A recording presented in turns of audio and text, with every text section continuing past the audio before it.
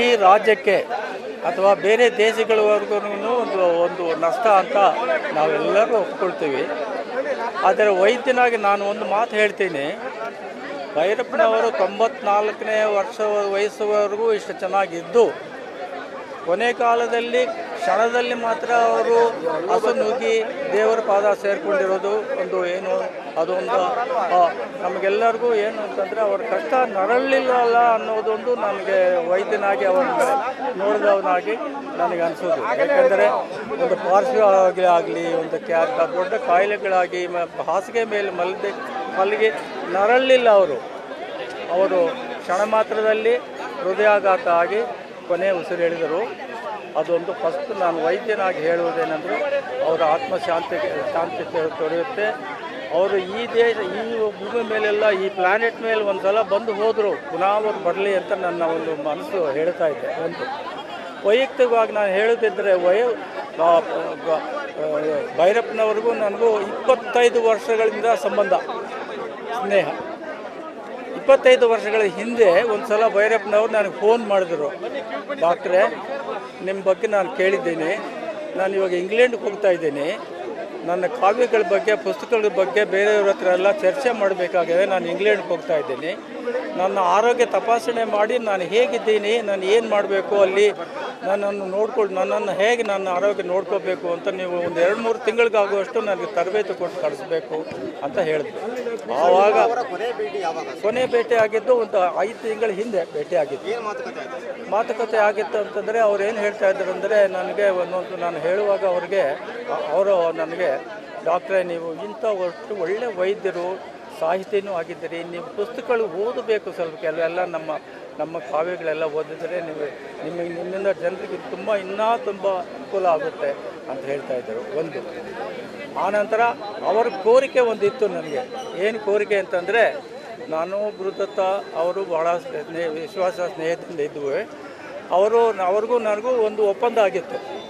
ಏನು ಒಪ್ಪಂದ ಅಂದರೆ, ಅವರೇ ಒಪ್ಪಂದ ಇಟ್ಟಿದ್ದು, ಡಾಕ್ಟ್ರೇ ನಾನು 100 ವರ್ಷ ಬದುಕಬೇಕು, 100 ವರ್ಷ ಬದುಕಿರುವವರೆಗೂ ನಾನು ಬದುಕಿರುವ ಥರ ನೀವು ಚಿಕಿತ್ಸೆ ಮಾಡಿ ನನ್ನ ಆರೋಗ್ಯ ತಪಾಸಣೆ ಮಾಡಬೇಕು. ಆನಂತರ ವರ್ಷಕ್ಕೊಂದು ನೀವು ಬೆಳೆಸಿರೋದಂಥ ಮಾವಿನ ಹಣ್ಣು ತಗೊಂಡ್ಬಂದುಬಿಟ್ಟು ವರ್ಷಕ್ಕೊಂದು ಸಲ ನನಗೆ ಕೊಡಬೇಕು. ಈ ಥರ ಒಂದು ಒಪ್ಪಂದ ಆಗಿತ್ತು. ಆಗಲಿ ಸರ್ ಅಂತ ತಮಾಷೆ ಮಾಡಿಕೊಂಡು ನಾನು ವಾಯುಹಾರ ಮಾಡುವಾಗ ನಾನು ಅಷ್ಟು ವರ್ಷ ನಿಮ್ಮ 100 ವರ್ಷ ಇದುವರೆಗೂ ನಾನು ಬದುಕಿದ್ರೆ ನಾನು ಖಂಡಿತ ನಿಮ್ಮನ್ನು ನೋಡ್ಕೊಡ್ತೀನಿ ಅಂತ ಹೇಳಿದೆ. ಆದರೆ ಇವಾಗ ಏನಾಗಿದೆ ಅಂದರೆ, ಅದು 6 ವರ್ಷ ಅವ್ರನ್ನ ಕಡಿಮೆ ಆಯಿತು ಅವಧಿ. ನಾನು ಅವರು ಪ್ರಾಯಶಃ ಅವರು ಇಲ್ಲೇ ಇದ್ದಿದ್ದರೆ ನಾನು ಸೇವೆ ಇನ್ನೂ ಸ್ವಲ್ಪ ಸಿಗ್ತಾಯಿತ್ತು ಅನ್ನೋ ಒಂದು ಭಾವನೆ ನನಗಿದೆ.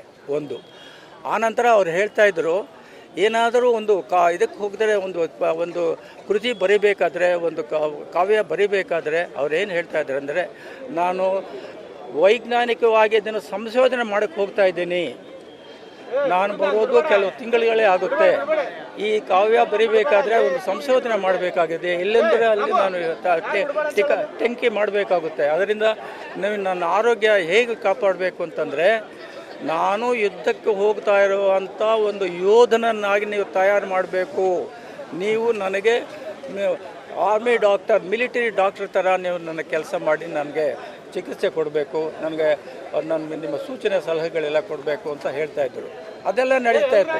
ಯಾವಾಗ ಏನು ಹೊರಗಡೆ ಊರುಗಳು ಹೋಗ್ತಾ ಇದ್ರು ಅವ್ರು ನನ್ನ ಹತ್ರ ಬಂದು ನನ್ನ ಆರೋಗ್ಯ ಇವಾಗ ಹೇಗಿದೆ, ನಾನು ಹೋಗ್ಬೋದಾ, ನಾನು ಹೇಗೆ ಇರಬೇಕು ಅಂತೆಲ್ಲ ಹೇಳಿದ್ರು.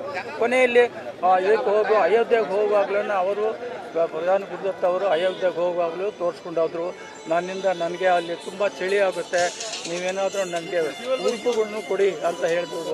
ವೈದ್ಯನ ಜೊತೆಗೆ ನಾನೇನು ಮಾಡಿದೆ, ಅವ್ರಿಗೆ ಊಲನ್ನು ಉಡುಪುಗಳೆಲ್ಲ ಕೊಟ್ಟು ಅದನ್ನು ಹಾಕ್ಕೊಂಡು ಹೋಗಿ ಅಲ್ಲಿ ಸಮಸ್ಯೆ ಏನೋ ಇದ್ದರೆ ನನಗೆ ಫೋನ್ ಮಾಡಿ ಅಂತ ಹೇಳ್ತಾ ಇದ್ದೆ. ಅವ್ರಿಗೂ ನನಗೂ ಅದೇ ಥರ ವಿಶ್ವಾಸ ಇತ್ತು.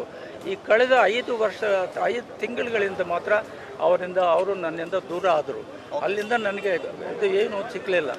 ನಂತರ ಅವರ ಶ್ರೀಮತಿಯವರನ್ನು, ಸರಸ್ವತಿ ಭೈರಪ್ಪನವ್ರನ್ನೆಲ್ಲ ಕರ್ಕೊಂಡು ಬಂದು ತಪಾಸಣೆಗೆ ಅವರಿಗಿರುವ ಚಿಕಿತ್ಸೆ, ಅವರಿಗೆ ಒಂದು ವಿಧದಲ್ಲಿ ನಾನು ಕುಟುಂಬ ವೈದ್ಯನಾಗೆ ಇಷ್ಟು ವರ್ಷ ಅವರಿಗೆ ನಾನು ಸೇವೆ ಮಾಡಿದ್ದೀನಿ. ನ್ಯೂಸ್ ಫಸ್ಟ್, ನಿರ್ಭೀತಿಯಿಂದ ನಿಮ್ಮ ಪರವಾಗಿ.